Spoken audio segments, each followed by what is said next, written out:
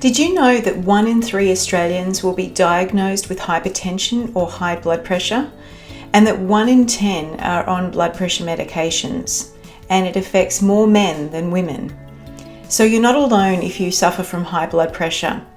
What many don't know is that it's a condition that can be reversed or reduced by reducing our risk factors, and this can be done naturally through many of our lifestyle choices.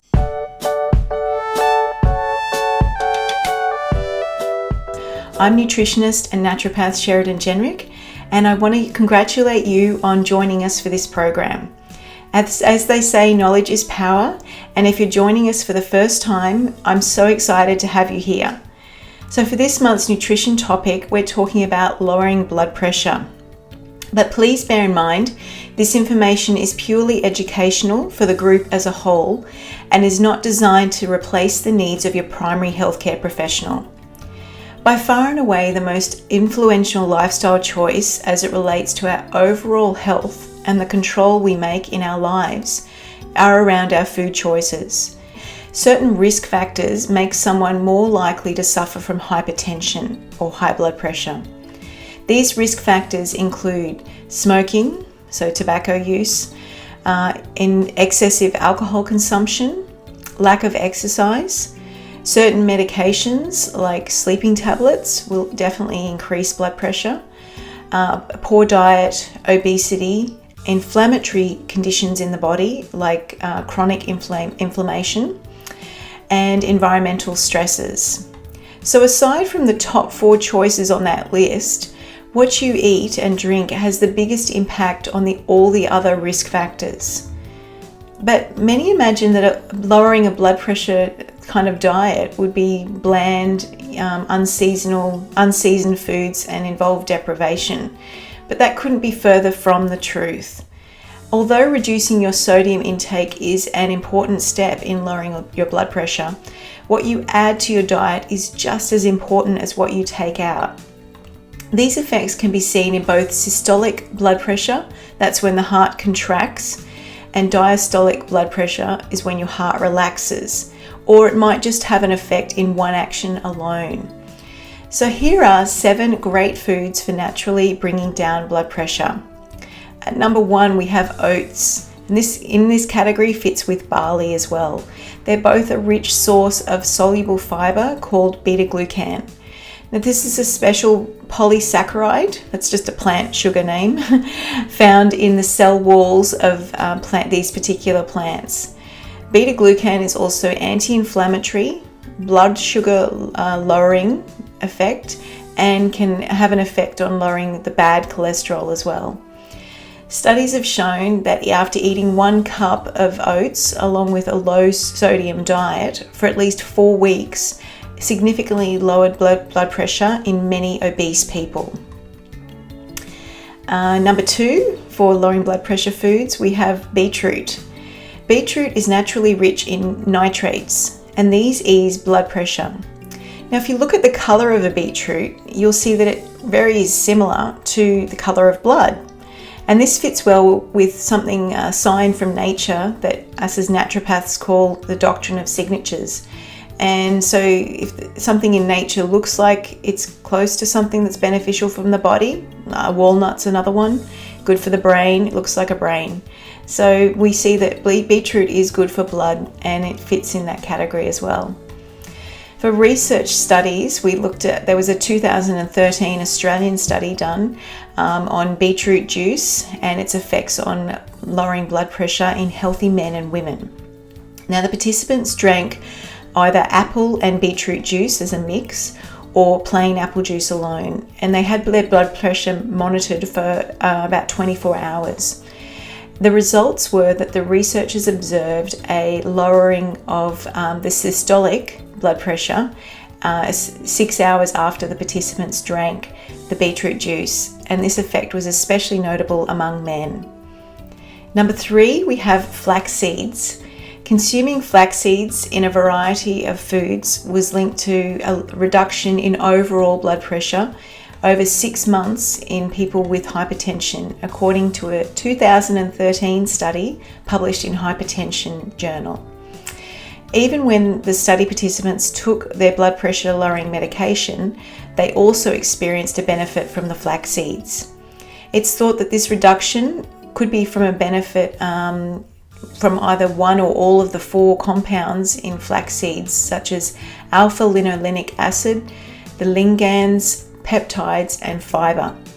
And don't forget, you can grind flax seeds down into a powder or meal, and this can be done through the high-speed blender or even a coffee grinder. So don't worry if you have sensitive bowel issues and you can't take seeds. Grinding that flaxseed down, or any type of seed, will fix that concern, and you'll get the benefits. At number 4, we have olive oil.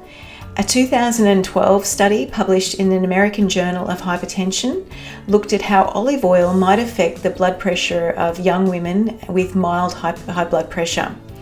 So the study done in Spain compared the diet of a polyphenol-rich olive oil diet to one that didn't contain any polyphenols, and looked at their effect over 4 months. So the results were that the polyphenol-rich olive oil was linked to an overall reduction in blood pressure, and this effect was especially notable among women with higher blood pressure to start with. Polyphenols, just not to confuse you, are a major class of bioactive plant chemicals. That means that they work really well in the body to protect against heart and vascular or blood disease. At number 5, we have fatty fish like salmon. And a European journal published called Nutrition, it's a journal called Nutrition, a study found that they looked at the impact of fish on diastolic blood pressure among overweight and obese men, obese people in general actually, and they were already on a weight loss diet. So eating fatty fish such as salmon, but not the leaner fish like cod, 3 times a week was linked to a reduction in that diastolic blood pressure over the 8 weeks. The researchers found that many previous studies, when they looked at the overall research that had been done, found that also all these omega-3 fatty acids were naturally lower in fish, and all the omega-3s had an effect on lowering blood pressure. At number 6, we have a good one, dark chocolate. So consuming dark chocolate or cacao products, they're all rich in flavonols, and they link to some reduction in blood pressure among people with hypertension or pre-hypertension. This was found in a study in 2010, and it's a review, so they looked at several studies. And so we're looking at the polyphenols, which are called flavonols. Polyphenols is just a name for a plant chemical.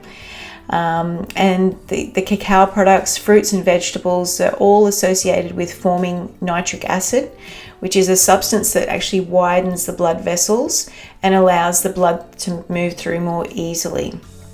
And that's how it lowers blood pressure. So to satisfy your chocolate craving and lower your blood pressure at the same time, you do have to go for the real thing. So cacao or cocoa products in their natural unsweetened state have the highest concentration of flavonoids of any chocolate product, followed by unsweetened baking chocolate. Cacao powder is also lower in sugar, fat and calories than your regular solid chocolate bars.